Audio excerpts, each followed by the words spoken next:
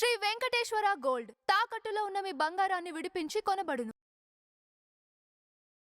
సరే ఇప్పుడు ఏపీలో పులివెందులో ఉప ఎన్నిక అనేది ఉందంట. సో దానికోసం ఓన్లీ జెడ్పీటీసీ ఎన్నిక కోసమే ఈ వీడియో కాన్ఫరెన్స్ పెట్టేసి ఇంత హంగామా చేయడం అవసరమా అని చెప్పేసి కొందరు అంటున్నారు. దాని గురించి మీరు ఏమంటారు? చిన్న పామునైనా పెద్ద కర్రతో కొట్టాలని పులివెందుల్లో జెడ్పీటీసీ ఎన్నికలు వస్తున్న సందర్భంగా మన చంద్రబాబు నాయుడు గారు వీడియో కాన్ఫరెన్స్ పెట్టారు. దాని గురించి మీరు చెప్పమని అంటున్నారు. మరి అంతే కదా, చిన్న పామునైనా పెద్ద కర్రతో కొట్టాలి. వాస్తవంగా రాజకీయాలలో ఎప్పుడు కూడా ఒక చిన్న స్థానాన్ని కూడా రాజకీయ పార్టీలు ఏది వదులుకోవడానికి సంసిద్ధంగా ఉండవు. ఆ ప్రక్రియలో భాగంగానే చంద్రబాబు నాయుడు గారు దాన్ని ప్రతిష్టాత్మకంగా తీసుకుని మనం గెలవాలి, ఆ జడ్పీటీసీని కూడా మనమే గెలుచుకోవాలి అని చెప్పడంలో తప్పే ఉంది. రాజకీయ వ్యూహం అది. ప్రతి ఒక్కరు కూడా ఆ వ్యూహాన్నే పాటిస్తూ ముందుకెళ్తూ ఉంటారు రాజకీయ నాయకులు. దానిలో చంద్రబాబు నాయుడు గారు చెప్పడంలో పెద్ద తప్పేం లేదు కదా. తప్పు కాదు కానీ అంటే అక్కడ వచ్చేసి ఒక పెద్ద పులి లాంటి జగన్ గారు ఉన్నారు, అందుకోసమే దాని మీద అంత ఫోకస్ చేశారు అని చెప్పేసి అంటా ఉన్నారు. జగన్ పెద్ద పులి అయితే 11 సీట్లకు ఎందుకు పరిమితం అవుతాడా బాబు? నాకు అర్థం కాల. ఆయన పరిపాలన చేతకాక 11కు పడిపోయాడు.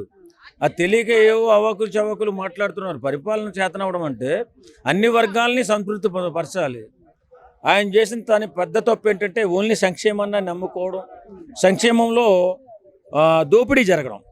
దీనివల్ల ఆయన 11 సీట్లకి వచ్చేసాడు తప్ప అతను నిజంగా సంక్షేమమే కాకుండా అభివృద్ధి మీద కూడా దృష్టి పెట్టి ఉంటే, అభివృద్ధిని కూడా సమాపాళ్లలో ఆయన సాధించి ఉంటే ఈవేళ జగన్మోహన్ రెడ్డి గారు అంత తక్కువ సీట్లకు పరిమితం అయ్యేవారు కాదు. ఈవేళ ఏ రాజకీయ పార్టీ అయినా కోరుకునేది ఏంటి? ఒక్క సీటు కూడా కోల్పోకూడదు. ఇప్పుడు క్రికెట్ టీంలో ఒక వికెట్ కోల్పోయిన మరి నష్టమే కదా. అలాగే పులివెందుల జడ్పీటీసీ ఎన్నికను ప్రతిష్టాత్మకంగా ఏ పార్టీ అయినా తీసుకుంటుంది.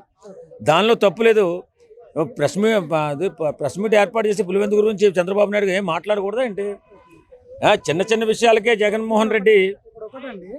ఇదే జెడ్పీటీసీ ఎలక్షన్లు ఈ పులివెందులో కాకుండా వేరే ఎక్కడన్నా కానీ అక్కడ చంద్రబాబు గారు ఇన్వాల్వ్ అయ్యి మాట్లాడను అనుకోవచ్చా? ఎట్లా ఓన్లీ పులివెందుల కాబట్టి మాట్లాడాలి?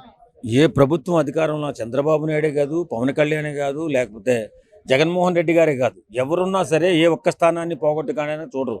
ఆ ఒక్క స్థానం పోయినందువల్ల కొంచెం పేరు తగ్గే అవకాశం ఉంటుంది. కాబట్టి ప్రతి ఒక్కరూ కూడా ప్రతిష్టాత్మకంగా తీసుకుంటారు ఏ ఎన్నికైనా కానీ.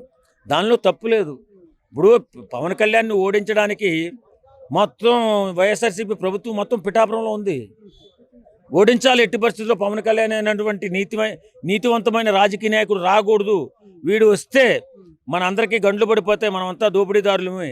ఇలాంటి నిజాయితీపరుడు రాకూడదని వాళ్ళు మొత్తం ఆ టీం ఆ గజదొంగ గంగులంతా కూడా వచ్చేసి అక్కడ పవన్ కళ్యాణ్ గారిని ఓడించాలని తిష్ట వేసి కాకినాడ లాడ్జీలు ఖాళీ లేవు, అలాగే పిఠాపురం లాడ్జీలు ఖాళీ లేవు.